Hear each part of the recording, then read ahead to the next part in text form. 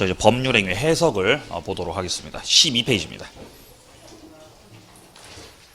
자, 법률행위를 해석한다는 건 뭔가 분쟁 생겼을 때 내용을 확정하기 위해서 요 해석이 필요합니다. 해석 방법이 몇 가지가 있죠? 두 가지 나오고 있죠. 원래 해석 방법 세 가지긴 한데 이제 나머지 한 개는 안 나와가지고 두 개만 넣어놨어요. 자, 해석 방법은 첫 번째가 자연적 해석이고 두 번째가 규범적 해석이에요. 자연적 해석을 한다는 건 자연스럽게 해석하는 거죠. 왜냐하면 우리의 생각이 일치되고 있거든요. 자, 갑과 을은 매매 계약을 체결하기로 했고 이 매도자가 매도하기로 한 토지가 A 토지였습니다. 을도 A 토지를 매수하겠다고 했어요. 그럼 갑하고 을의 생각이 일치해요, 불일치해요? 생각이 일치하고 있다는 거예요. 그럼 이거는 갑하고 을이 매매 계약 체결된 거죠. 계약 성립된 거죠. 뭐에 대해서 계약 성립된 거죠? A 토지에 대해서 계약이 성립됐다는 거예요. 그럼 계약한 거 안 한 거? 계약한 거죠? 근데 계약서 아직 안 썼어요. 계약서를 아직 쓰지 않았어요. 그러면 계약한 거 안 한 거? 그래도 한 거예요. 그죠? 계약된 거죠. 계약서 써야 됩니까? 안 써도 되죠. 우리 결혼할 때 계약서 써요? 결혼한 거 안 한 거? 한 거죠. 계약서 안 썼지만요. 안 썼지만 한 거잖아요. 계약서 안 써도 계약된 거라고 지금 A 토지에 대해서.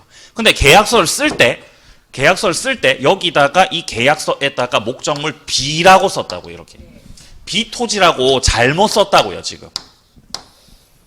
물론 갑이 소유하고 있는 토지는 A 토지도 갑이 소유하고 있고 B 토지도 갑이 소유하고 있긴 해요. 둘 다 갑 거예요. 근데 갑이 갖고 있는 A 토지하고 B 토지 중에서 매매하기로 약속했던 게 A였다고요, B였다고? 약속했던 게 A였죠. 근데 계약서에다가 뭐라고 썼어요? B라고 잘못 썼다고 이렇게. 그럼 여기서 갑하고 을이 갖고 있는 생각이 중요해요? 표시된 게 중요해요? 생각이 중요하죠. 그게 무슨 해석이에요? 그게 이제 자연적 해석이라는 거예요. 표의자 시각에서, 표의자는 갑을 말합니다. 갑의 시각에서 문자 언어적 의미에 구속되지 않고 표의자의 실제 의사를 추구하는 그런 해석 방법을 말합니다. 자, 적용 영역은 주로 상대방 없는 단독 행위에서 자연적 해석이 적용되고요. 뿐만 아니라 여기서 상대방이 누구를 말하는 거죠?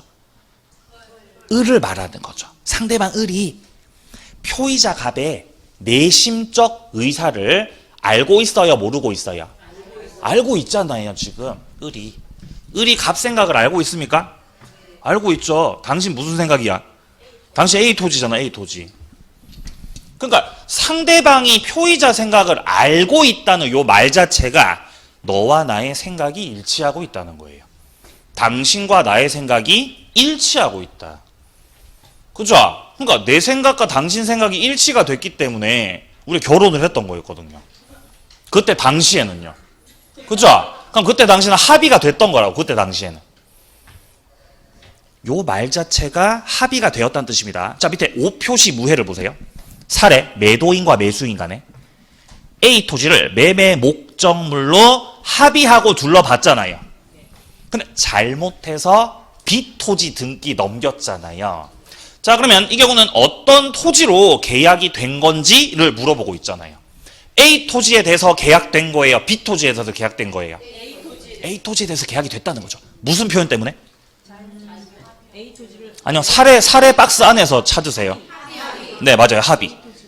A 토지를 매매 목적물로 합의했다는 이 표현이 딱 들어가 있기 때문에 이건 A 토지에 대해서 계약이 성립된 거다 지금. 근데 이 바보들이 계약서에다가 B라고 쓰고 그 계약서 그대로 법무사 사무실에 제출했죠. 그죠? 그랬더니 나중에 등기 넘어간 거 확인해 보니까 뭐에 대해서 등기 넘어갔어요? 이 바보들아 B 토지 지금 등기 넘어갔다고 지금. 서류 잘못 작성해가지고. 그럼 B 토지에 대해서 등기가 을에게 넘어간 거는 유효예요, 무효예요? 이 등기 유효, 무효? 무효죠. 왜 무효죠? 원인이 없어서. 원인이 없잖아요. B 토지에 대해서 합의가 있었어, 합의가 없었어? 합의가 없었죠? 합의 없는데 등기만 됐잖아요. 이런 걸 원인 무효라고 해요. 아무런 원인 없이 등기가 된 거야. 그럼 현재 을 같은 경우는 A 토지를 취득했어요, B 토지를 취득했어요, 소유권을? A 토지 소유권 취득, B 토지 소유권 취득. 예? B 취득, A 취득. 둘 다 취득 못했죠. 둘 다 취득 못했어요. B 토지는 등기는 했지만 그게 원인 무효잖아요. 그럼 소유자야, 소유자 아니야? 아니라는 거고. A 토지에 대해서는 아예 등기를 했어, 못했어? 못했잖아요. 그럼 소유권 취득했어, 못했어? 못한 거죠, 못한 거죠. 매매하기로 합의만 했다고 해서 소유자가 된 건 아니죠. 그러니까 현재 이 사례를 봤을 때 저 을 같은 경우는 A 토지도 취득 못했고 B 토지도 취득을 못하셨다는 거죠. 그럼 이 상태에서 B가 을이 B 토지 등기됐던 거 있죠? 이걸 만약에 제3자한테 넘기면 이거 유효예요, 무효예요? 근데 이 제3자가 선의의 제3자예요. 선의 제3자한테 넘어갔어요. 이러면 이 등기 유효, 무효? 예? 유효, 무효? 무효죠. 무효죠? 왜 무효예요? 선의 제3자 보호 못 받습니다. 선의의 제3자 와도 보호 못 받고 계속 무효예요. 선의 제3자한테 넘어갔을 때 유효되는 건요, 어디밖에 없어요? 비통착사강이요. 비진이 통정 차고 사기 강박이요. 이쪽 파트에서 만약에 선의의 제3자가 어쩌고 저쩌고 등기 받았다 어쩌고 저쩌고 하죠. 그때 유효예요, 그때. 근데 지금은 그냥 법률에게 해석해서 그냥 계약서 잘못 쓴 거지, 이거는 비진이 통정 차고 사기 강박 그런 거 아니라고요. 그러니까 선의 제3자 보호받는 거 아니라고요. 앞에 사람이 무효면, 앞에 사람이 무효죠? 그럼 뒷사람도 유효, 무효? 그냥 무효인 거예요. 그럼 이 무효는 절대적 무효, 상대적 무효? 이거 절대적 무효, 상대적 무효, 이거? 절대적 무효죠. 왜 절대적 무효예요? 상대적 무효가 아니라서. 우리 시험에서 상대적 무효는 몇 개밖에 없다 그랬어요? 상대적 무효 몇 개밖에 없다? 비진이하고 통정하고. 이 두 개만 무슨 무효라고? 요 두 개만 무슨 무효라고? 상대적 무효라 그랬어요. 이 두 개만.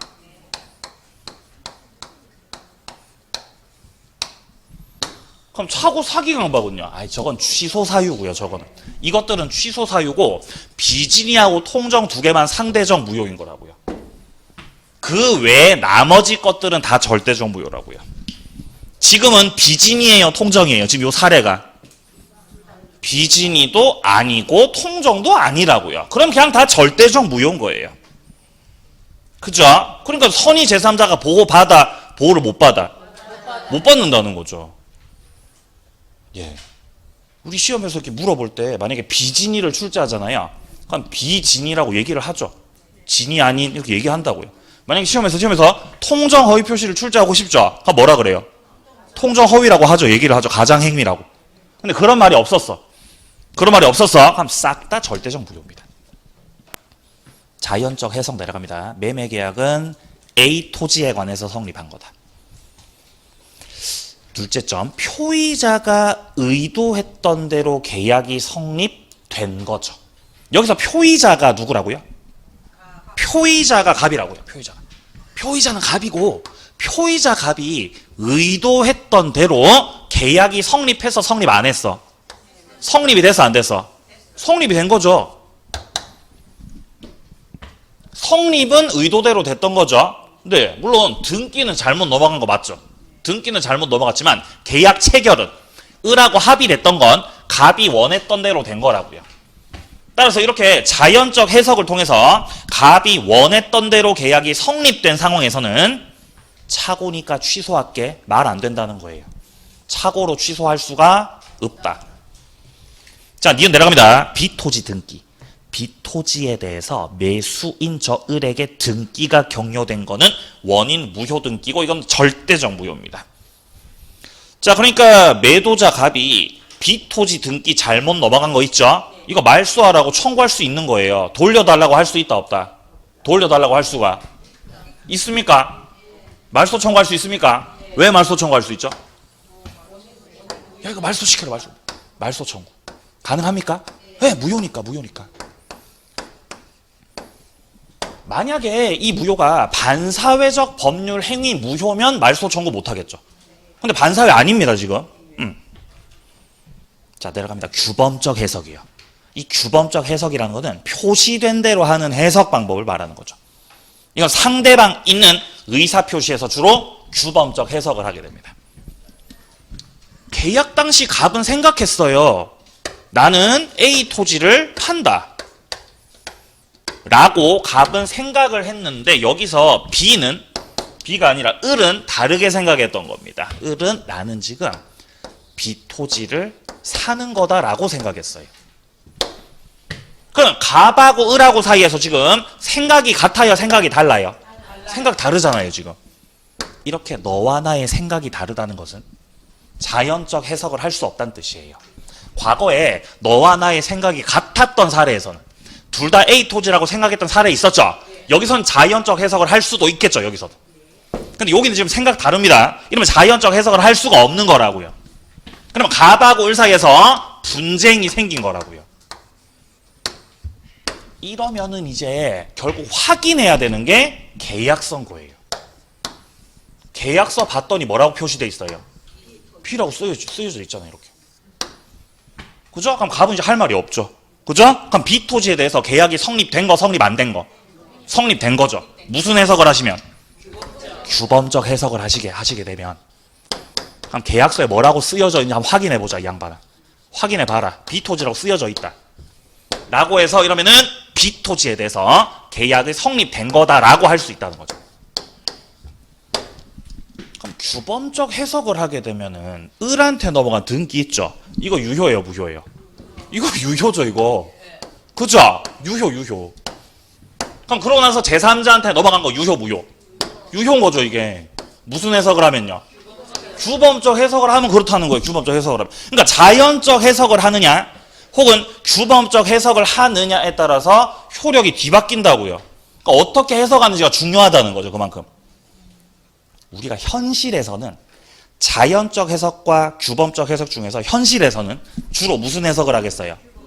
규범적 해석을 하는 거예요. 왜 규범적 해석하는지 아세요? 인간은 본질적으로 말을 바꾸거든요. 사람은 본질적으로 자신의 말을 바꿔버린다고요. 그러니까 나 또한 당신을 믿을 수 없고 당신도 나를 믿을 수 없기 때문에 우리가 판단해야 되는 건 계약서에 뭐라고 써놨는지 확인해 보시라고, 이렇게.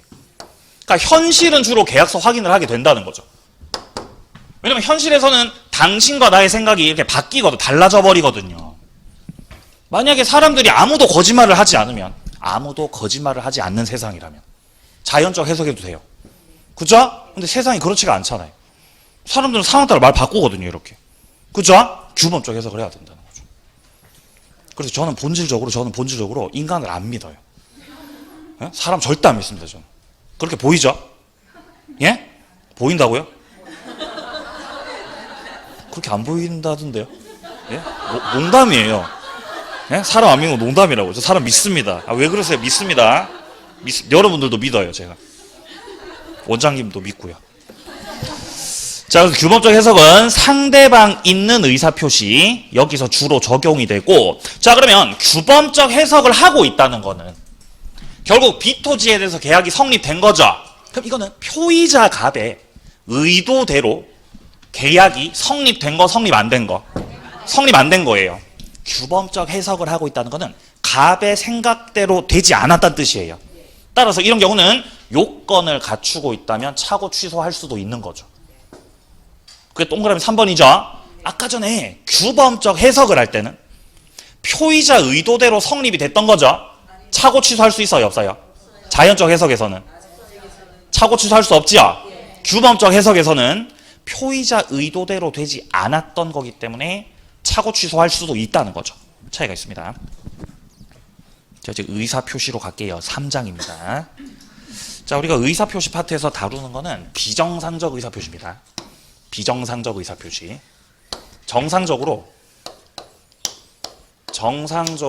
우리가 의사표시를 하려면 정상적 의사표시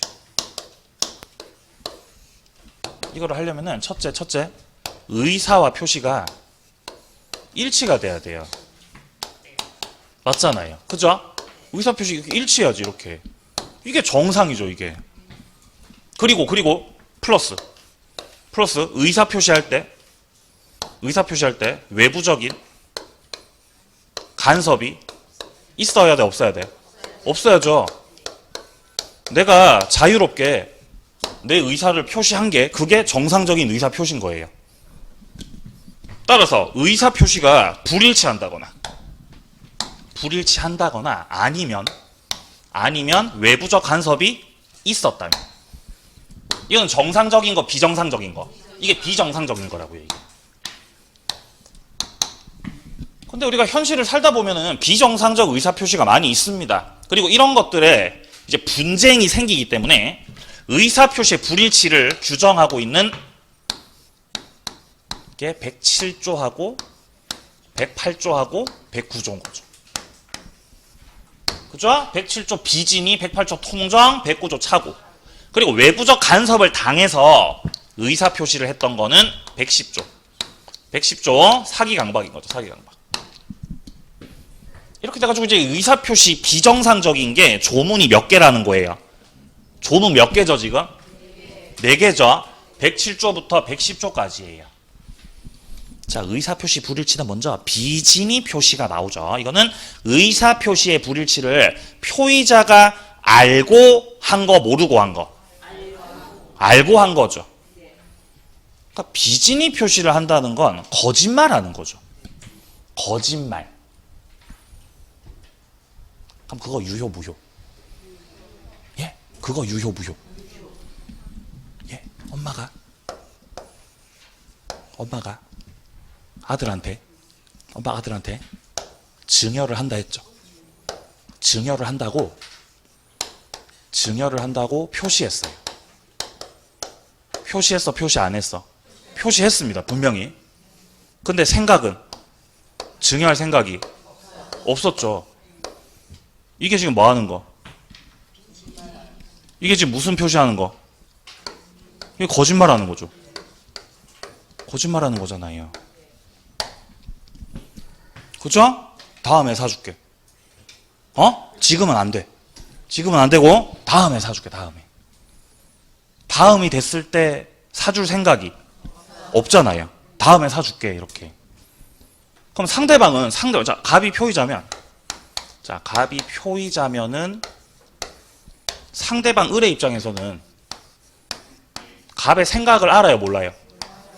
갑의 생각 알아, 몰라? 몰라. 내가 당신 생각 어떻게 알아요? 모른다고요, 나는요. 모르고 무과실이에요.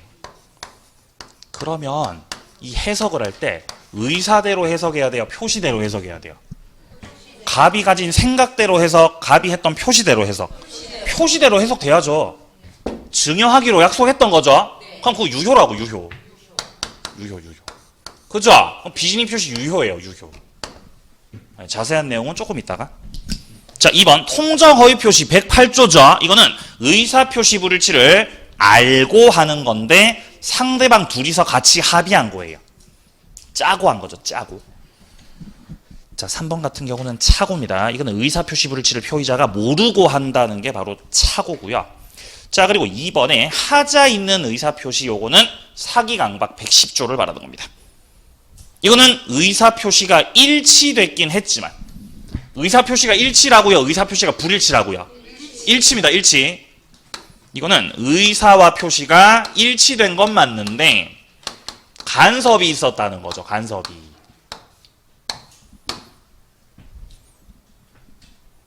따라서 사기를 당해서 뭔가 계약을 했다면 그건 의사 표시 일치, 불일치?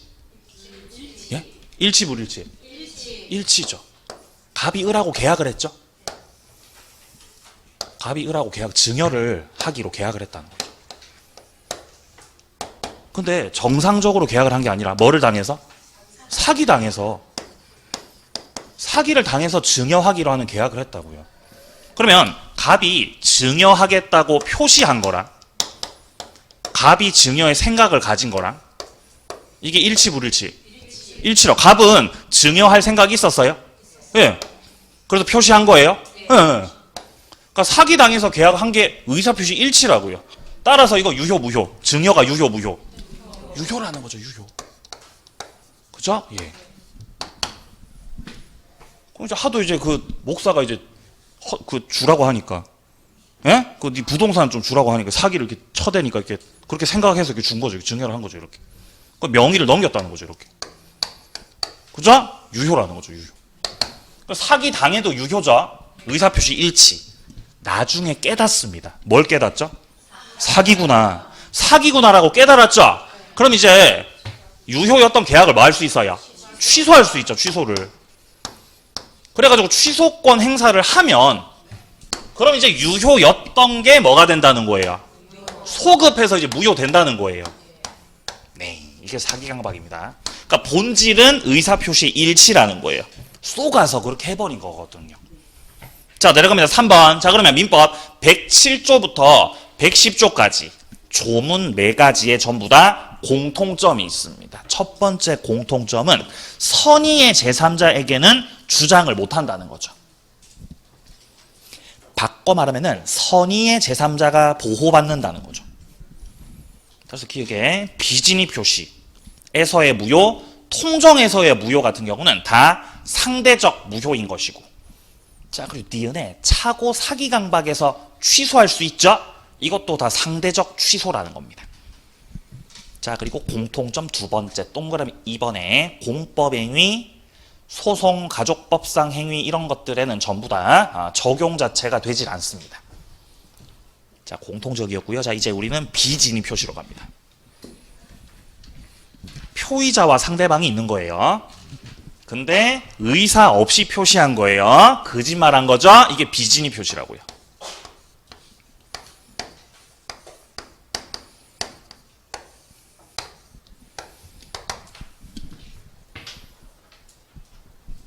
아버지 돌아가시고, 에? 아버지 돌아가시고 이 엄마가 재산을 독차지하고 싶죠. 상속 재산 독차지하고 싶죠. 그래서 아들한테 뭐라 그래요? 동의서에 사인해주면, 예? 상속 그 협의서에 사인을 네가 해주면 나중에 뭐 하겠다고? 증여하겠다고 한 거죠. 나중에.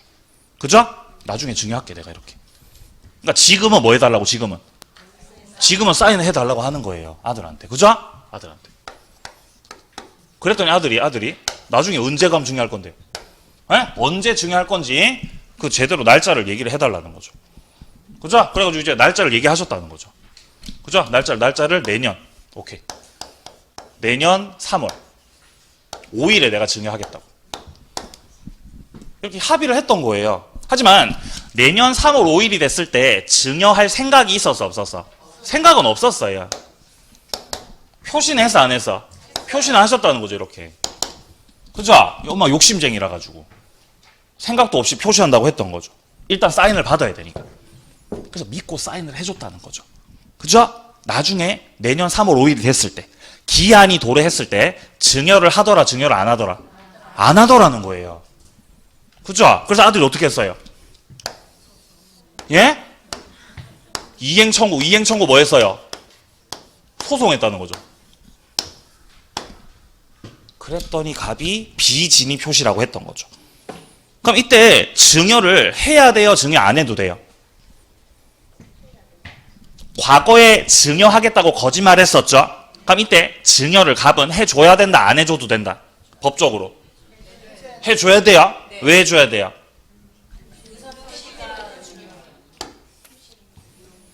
유효라서 해줘야 된다는 거예요.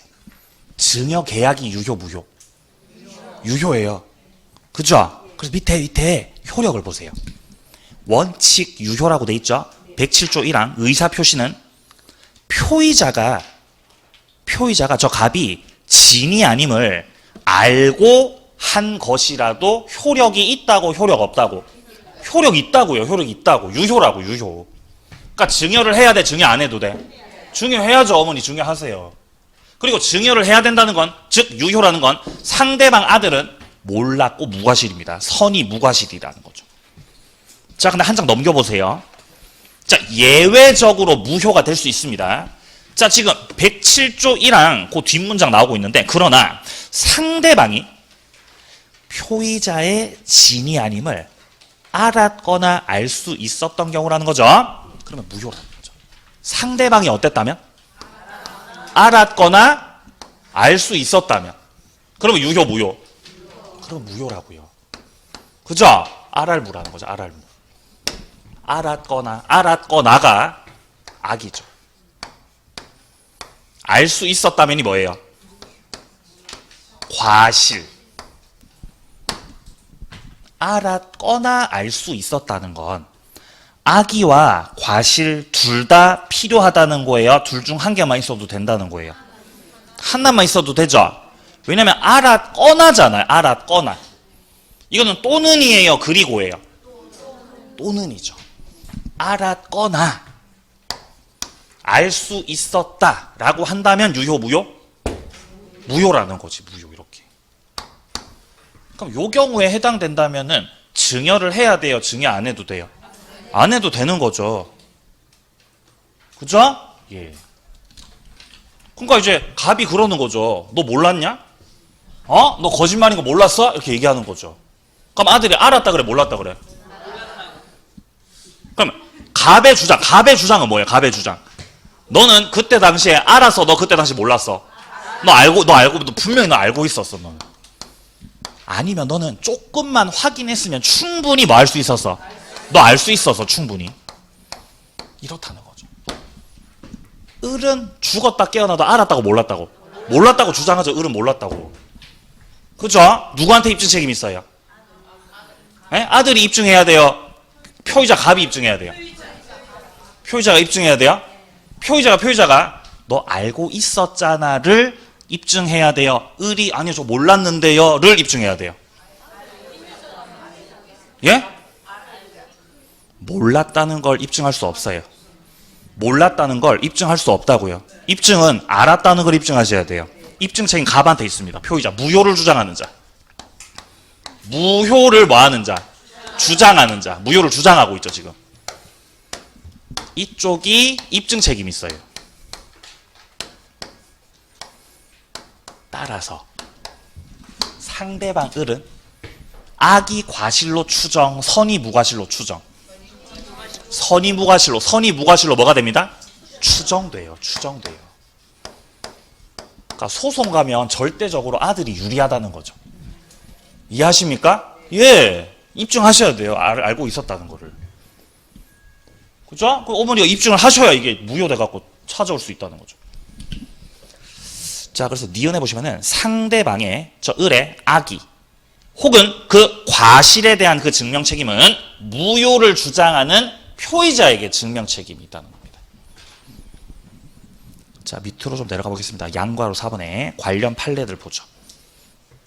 진의의 뜻입니다. 자, 판례 박스를 보게 되면은 비진의 표시에서 진의라고 하는 것은 특정한 내용의 의사 표시를 하고자 하는 표의자의 뭐를 말하는 거다? 생각을 말하는 거죠. 생각 동그라미 생각. 생각을 말하는 거지. 표의자가 마음속에서 바라는 사항을 뜻하는 게 아니다라고 하죠. 그러니까 진의는 생각이라고요. 진의는 마음이라고요. 생각이라고요. 진의는요. 그러니까 진의라고 나오면 생각이라고 답을 하셔야 돼요. 예, 그렇죠. 내려갑니다. 2번 강박에 의한 증여입니다. 자, 강박을 당해서 증여를 했다라는 겁니다. 사기를 당했든 혹은 강박을 당했든 사기를 당하든 강박을 당하든 증여하겠다고 의사표시했다면 그거는 의사표시의 일치라고 불일치라고? 일치입니다. 일치. 그래서 일단은 유효인 거죠. 일단. 강박을 당했을 때 갑의 마음은 협박을 당하니까 갑의 마음은 증여를 하고 싶어요? 증여하기 싫어요? 증여하고 싶어 하기 싫어. 갑의 마음은요? 하기가 싫죠. 그죠? 하기 싫다. 마음은 하기 싫죠. 하지만 하기 싫다고 해서 하기 싫다고 표시하면 돼야 안 돼요? 안 되죠. 강박을 당하고 있잖아요, 지금. 그래서 갑이 현실적으로 생각을 했던 거죠, 생각을. 증여해야 되겠다, 하지 말아야 되겠다. 해야겠다. 해야겠다. 라고 생각한다고요. 그러니까 마음은 안 내키는데 해야겠다고 판단한 거라고요. 이게 다르다고요, 지금. 다르잖아요. 마음하고 생각하고. 머리와 가슴은 다른 거잖아요. 그죠? 다르죠. 네. 그죠? 마음은 하기가 싫죠. 마음은. 피곤해가지고 하기 싫죠. 그죠? 하지만 이제 해야 되겠다고 생각을 하면 하는 거죠. 그죠? 예. 여러분도 공부를 하셔야 되는 거죠. 그렇게. 그래서 그렇게 생각을 가지고 표시를 하셨다면 이거는 진의로 표시한 거예요? 비진의로 표시한 거예요?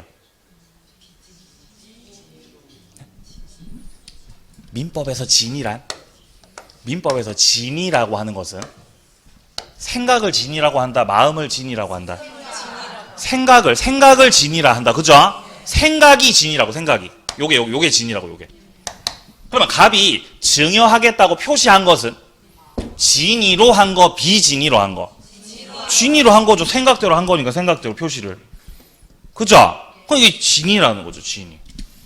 그러니까 진의로 했다. 생각대로 했다. 자신이 가진 의사대로 했다. 이게 다 같은 말이죠, 같은 말. 진의, 생각, 의사가 다 같은 말이에요. 단어가 같습니다. 의미가. 자, 그럼 지금 판례에서도 비록 재산을 강제로 빼앗긴다는 것이 본심으로 잠재돼 있었잖아요.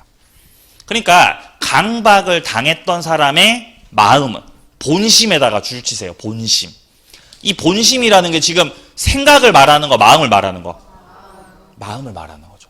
이 심자가 마음 심자죠? 마음 심자잖아요. 마음은 지금 어땠다는 거예요? 재산을 뭐하고 있다? 뺏기고 있다. 나는 지금 삥을 뜯기고 있는 중이다. 가 마음이라고요. 그러니까 이 말 자체가 지금 내가 증여를 원한다, 원하지 않는다? 원하지 않는다는 거죠. 어디서 원하지 않아요? 마음에서 원하지 않는다고요. 지금 증여하는 걸 원하지 않아, 나는. 하지만 강박에 의하여서나마 증여를 하기로 했어요. 증여를 하기로 하고, 이게 뭐죠? 생각이에요. 판단한 거예요. 증여를 해야겠다. 마음은 안 내키지만 해야겠다. 라고 판단했어, 판단 안 했어? 판단한 거잖아. 그게 생각이라고, 생각. 해야겠다. 정말 더럽지만 해야겠다. 그죠? 무섭지만 해야겠다. 이에 따라서 표시를 했다고요. 그럼 이거는 진의로 한 거, 비진의로 한 거? 진의로 한 거라고요. 그게 지금 내심의 효과 의사가 결여된 것이라고 할 수 없다. 이렇게 말하고 있는 거예요. 그죠? 아주 멋있게 말을 하고 계신 거죠. 내심의 효과 의사가 결여된 것이라고 할 수가 없다는 거는 내심의 효과 의사가 충분했다는 거죠. 생각대로 하셨다는 거죠. 진의로 한 거다. 이 말을 하고 있는 겁니다, 지금. 자, 내려갑니다. 명의대여 사건입니다. 법률상 또는 사실상에 뭔가 장애가 있어서 자기 명의로 대출을 받을 수가 없었어요. 줄칩니다. 자기 명의로 대출 받을 수 없는 자. 이 자를 갑이라고 잡아보죠.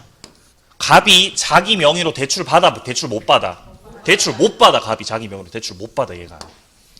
그럼 갑이 자기 명의로 대출을 못 받으니까 이 자를 위해서 채무자로서 뭐 한 사람? 명의를 빌려줬다는 거죠. 그러니까 을이 자신의 명의를 대여해줬다는 거죠. 그래가지고 대출을 받았다는 거죠. 그러면은 은행에서 대출할 때 갑의 명의로 대출 나간 거예요? 을 명의로 대출 나간 거예요? 을 명의로 지금 대출 나간 거죠. 지금 대출 명의자가 을이라고 지금 이렇게 대출 나간 거라고 지금. 그럼 을은 채무자예요? 채무자 아니에요? 서류상. 또 채무자 맞잖아. 이 바보야. 채무자잖아요. 그런 상황인 거죠. 하지만 실질적으로 그 대출 금은 누가 가져갔어요? 갑이 가져갔겠죠. 그건 이렇게. 그리고 갑하고 약속했겠죠. 갑이 야 나중에 내가 갚을게 문제없이 갚을게 라고 했던 거죠. 근데 갚았어 잠적했어? 잠적했다고 얘가. 그랬더니 은행에서 누구한테 돈 갚으라고? 을한테 돈 갚으라고 했겠죠.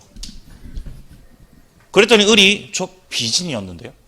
저 그때 당시에 진이었는데요 비진이었는데요. 저 비진이었어요 저요.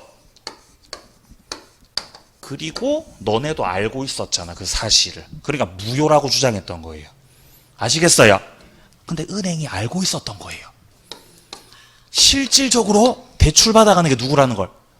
갑이 그 돈을 받아가는 사실을 알고 있었다는 거죠. 얘는 그냥 명의만 준 거라는 걸 은행이 알아서 몰랐어. 알고 있었다는 거죠. 그걸 얘가 다 입증해버린 거예요. 아시겠어요? 그럼 얘가 이제 나 돈 안 갚아도 된다고 막 좋아했던 거죠. 그랬더니 판사님이 야 네가 명의를 빌려준 거야. 명의 대여를 해줬다는 거는 나중에 갑이 만약에 돈을 못 갚을 때 나라도 대신 갚겠다는 채무를 부담하겠다는 채무 부담 의사가 있는 거다 없는 거다? 있는 거다. 따라서 네가 명의를 대여해 준 건 진이야 비진이야? 진이야. 그 진이라고. 그러니까 돈 갚으라고 라고 하셨다는 거죠. 이해하세요? 엄청난 사건이었던 거죠 이 사건이. 지금 둘째 줄에 이런 말이 나옵니다. 명의를 빌려준 자에게 채무 부담 의사가 없는 것이라고는 할 수 없다는 거죠. 채무 부담 의사가 있다는 거죠 지금. 네가 채무 부담할 의사가 있었다고 봐야 되기 때문에 그 의사 표시를 진이 없는 의사 표시라고 할 수는 없다라고 얘기하는 거죠. 그러니까 진이라는 거다 비진이라는 거다? 진이라는 겁니다. 진이. 그러니까 동그라미 2번 진이, 동그라미 3번도 진이, 그죠? 동그라미 1번은요 진이요. 다 진이네요. 그죠? 진이 판례들이죠. 진이 판례들. 자 오른쪽 갑니다. 적용 범위예요. 자 적용되는 경우들입니다. 자 단독 행위 그리고 계약 이런 데 주로 다 적용되겠습니다. 그리고 지금 단독 행위에서 첫 번째 점에 보시면은 이 107조는 계약뿐만 아니라 상대방 있든 없든 전부 다 적용돼요. 단독 행위를 갑이 비진위 표시를 계약에서 했다고요? 단독 행위에서 했다고요? 단독 행위에서 하셨다고요. 근데 단독 행위는 상대방 있는 것도 있지만 상대방 없는 것도 있잖아. 상대방 없는 것도. 단독 행위 중에서 상대방이 이렇게 안 계시는 단독 행위가 있죠? 그걸 뭐라 그래요? 상대방 있는 단독 행위, 상대방 없는 단독 행위. 상대방 없는 단독 행위라고요, 지금. 상대방이 없는 단독 행위를 하셨다는 거죠. 이때 상대방 없는 단독 행위에는 뭐가 있죠? 유, 제, 포가 있잖아요. 그럼 예를 들어 갑이 유언을 썼는데 갑이 유언장을 썼는데 그 유언장을 진위로 작성했다는 거예요? 비진위로 작성했다는 거예요? 비진위로 작성했다는 거죠. 유언장을. 그럼 그 유언장 유효 무효? 예? 갑이 유언장을 썼죠. 유언장을. 그죠? 유언장에다가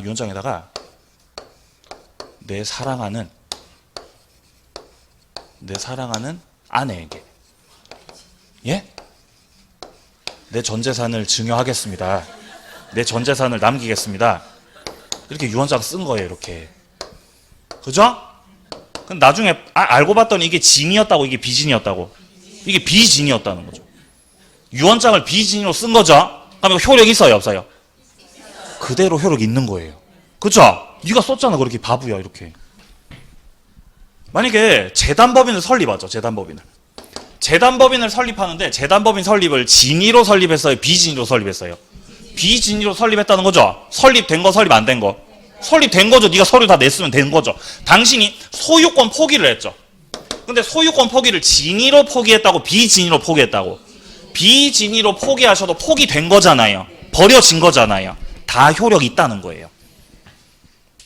자, 그래가지고 이 상대방 없는 단독 행위. 자, 두 번째 점. 이 경우는 107조 1항에 단서가 적용될 여지가 없다라고 되어 있습니다. 한 장 앞으로 와보세요. 13페이지 밑에 쪽에 107조 1항 나오죠.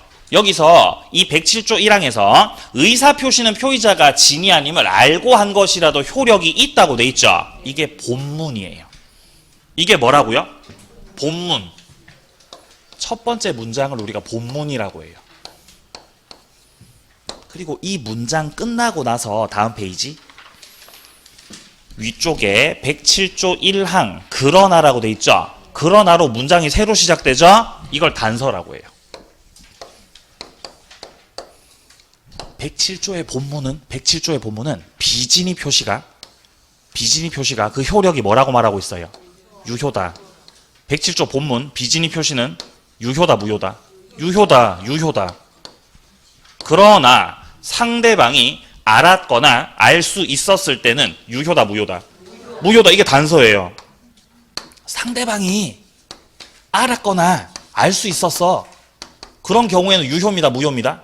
그런 경우에는 무효라고요. 단서에서 이렇게 말하고 있는 거예요 지금. 근데 상대방 없는 단독 행위는 상대방이 있어요 상대방이 없어요? 상대방이 없잖아요. 상대방이 알았거나 알 수 있어야 무효라 그랬어요. 근데 그 상대방이 없다고요. 그러니까 단서가 적용될 수 없다고요. 말 이해되세요? 상대방 없는 단독 행위에서는 그 107조 1항의 단서 자체가 이 자체가 적용될 수가 없습니다. 상대방이 안 계시거든요. 그러니까 그냥 언제나 유효다 이렇게 말을 하는 거예요. 그러니까 본문만 적용될 수 있죠?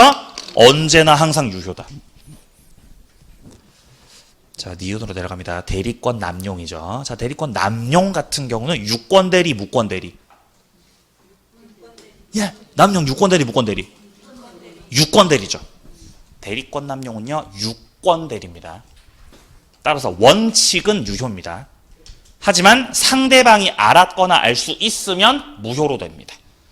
기억이 잘 안 나시는 분들은 나중에 대리권 파트에서 또 말씀드리겠습니다. 자, 내려갑니다. 밑에 동그라미 2번에서 열거되고 있는 적용되지 않는 거는 아까 공통점에서 말씀드렸던 거예요. 가족법상 행위, 공법, 소송행위 다 적용되지 않는다. 비진이 표시였습니다. 자, 이제 뒤로 갑니다. 통정허위 16페이지. 통정허위라는 거는 상대방과 통정을 해야 된다는 거죠. 근데 통정허위 표시는 진위로 하는 거예요? 비진위로 하는 거예요?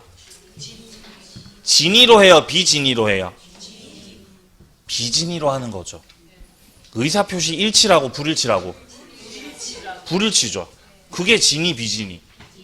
그게 비진인 거죠. 비진위. 그죠? 그걸 알고 한 거 모르고 한 거.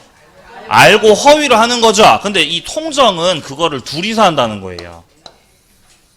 갑이 자신의 부동산을 매도할 생각이 없어요. 매도 의사 없습니다. 근데 매도한다고 표시하고 있어요. 그럼 이거는 갑이 비진이 표시하고 있는 거죠. 그리고 같이 계약서를 꾸미는 을도 실제 매수할 생각은 없어요. 근데 그렇게 같이 계약서 꾸며서 표시만 하신 거죠, 이렇게. 그럼 갑하고 을이 지금 둘이서 짜고 매매 계약을 진짜로 해요, 허위로 해요? 허위로. 허위 매매를 한다는 거죠, 허위 매매. 그럼 진짜 매매예요, 가짜 매매예요? 가짜 매매죠. 그래서 가장 매매라고도 부르죠, 가장 매매. 가짜로 매매를 했다는 거죠. 그래서 매매를 실제 아닌데 한 것처럼 꾸며서 가장 양수인을에게 등기를 넘긴 거죠, 이렇게. 왜 이렇게 허위로 해가지고 등기를 넘겨놨을까? 그 이유는 갑이 채권자로부터 강제 집행을 받을 수도 있는 상황이라서. 채권자가 갑의 재산을 추적하고 있었다는 거죠. 채권자가 재산을 추적하면 채무자가 그 사실을 알아요, 몰라요? 예? 알아요? 어떻게 알아요? 통지서 날라와요. 통지서 날라옵니다. 채권자가 돈을 받아야 되는데 갑이 돈 갚아요, 도망 다녀요?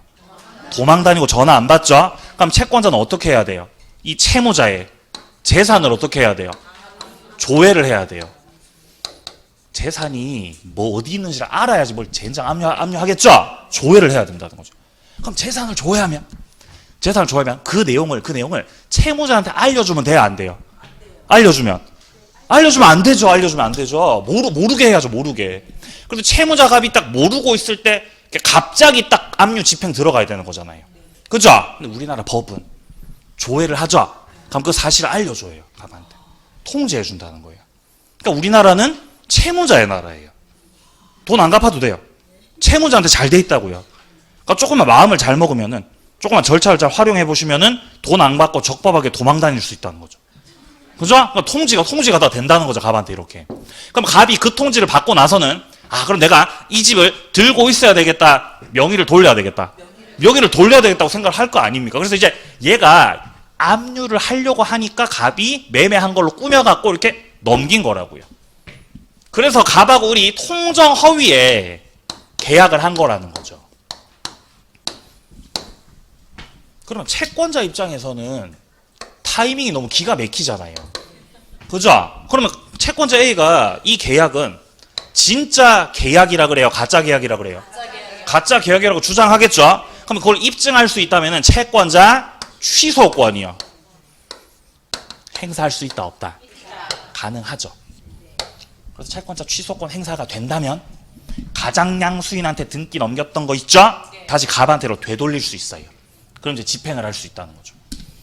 근데 우리 민법 제108조에서 통정허위 표시는 어쨌든 유효예요, 무효예요? 무효입니다. 무효. 가장양 수인에게 넘어간 등기도 무효라는 거죠. 무효. 자, 이때 이 무효는 절대적 무효, 상대적 무효? 상대적 무효죠. 왜 상대적 무효예요? 비통. 비진이 통정이 상대적 무효라고요. 그 중에서 지금 통정이 나오고 있는 거죠. 요건 보세요. 의사와 표시가 불일치가 돼야 된다. 표의자가 의사 표시 불일치를 알고서 해야 된다. 셋째, 표의자와 상대방이 통정까지 해줘야 된다. 합의까지 하면 이거 통정 허위로 된 겁니다. 자, 효력으로 내려갑니다.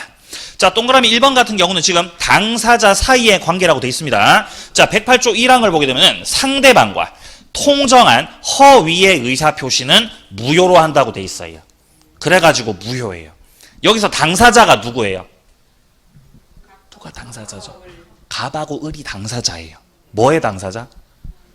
통정 허위의 당사자죠. 갑과 을이. 그 당사자 둘의 관계 속에서는 그냥 무효라고 해버리는 겁니다. 이때 니은으로 내려갑니다.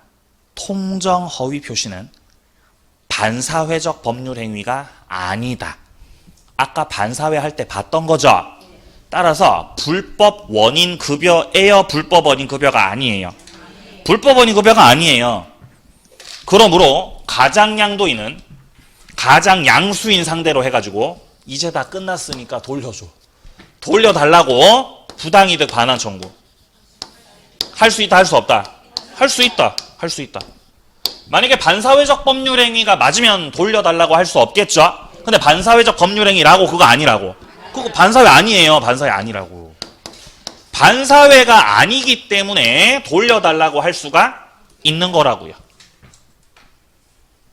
그랬더니 을이 들고 있어요? 팔아먹었어요? 팔아먹었죠. 제3자한테. 이게 지금 상대적 무효기 때문에 이렇게 제3자한테 넘어갔는데 얘가 선의의 제3자네. 선의의 제3자한테 넘어가는 순간 등기 유효 무효? 유효 확정됩니다. 이거 유효 확정. 그러니까 통정 허위는 당사자 관계 속에서는 이 갑하고 을 당사자 관계 속에서는 유효 무효? 무효죠. 근데 제3자와의 관계 속에서는 자, 제3자와의 관계 속에서는 유효 무효. 여기서 이 유효로 바뀐다고요. 바뀌어버리잖아 이렇게. 그러니까 저 무효는 절대적이에요, 상대적이에요? 상대적이라는 거죠. 상대적. 그럼 여기서 유효로 확정됐죠. 그럼 그 이후에 병이 다시 팔아 넘기면 이거 유효 무효? 유효죠. 선의만요, 선악 불문하고요. 이 선악 불문이죠. 이제 앞에 사람이 유효로 확정됐기 때문에 그 뒷사람은 선이든 악이든 따질 거 없이 그냥 싹 다 이렇게 유효로 확정돼 버린다는 거죠. 자, 내려갑니다. 자, 디귿 보겠습니다. 채권자 취소권 확인하세요. 통정 허위 표시에서는 저 채권자 쪽에서 취소권 행사 가능합니다. 자, 내려갑니다. 동그라미 2번 제3자와의 관계입니다. 자, 108조 2항에 나와 있듯이 이 전항의 의사표시의 무효는 선의의 제3자에게는 대항을 못한다는 거죠. 제3자가 보호받습니다. 자, 밑에 니은으로 내려가세요. 통정허위에서 보호받는 제3자입니다. 자, 개념. 통정허위 표시에 당사자와 그의 포괄승계인 이외자. 당사자 누구죠, 여기서? 갑하고 을. 그리고 그들의 포괄승계인. 예를 들면 상속인이요. 걔네들 이외자들이요. 통정허위 표시의 당사자 걔네들 이외자라고요. 그러니까 당사자 다 빼라고요. 빼고 나머지 이제 누구 남았어요? A, 병, 정. 얘네들이 뭐예요? 제3자예요. 제3자예요. 그죠? 무슨 제3자예요? 그냥 제3자예요. 보호받는 아니에요. 강 제3자. 갑하고 을은 뭐고? 당사자고. 그러니까 당사자 빼라고. 당사자 아니라고. 당사자 말고 그 외자들이 뭐라고? 제3자라고 말하고 있는 거예요. 근데 그 외자들 중에서 통정 허위 표시에 의해서 형성된 외형을 믿고 거래했던 이해관계를 맺었던 그 자가 보호받는 제3자예요. 그러면 당사자를 제외하고 자, 갑 당사자 빠지고요. 을 당사자 빠지고요. 그럼 을의 상속인은요? 걔도 빠지고요. 걔도 빠지고 그 나머지 자들 A 그리고 병하고 정이 제3자죠. 그 제3자들 중에서 통정허위에 뭐를 믿고요?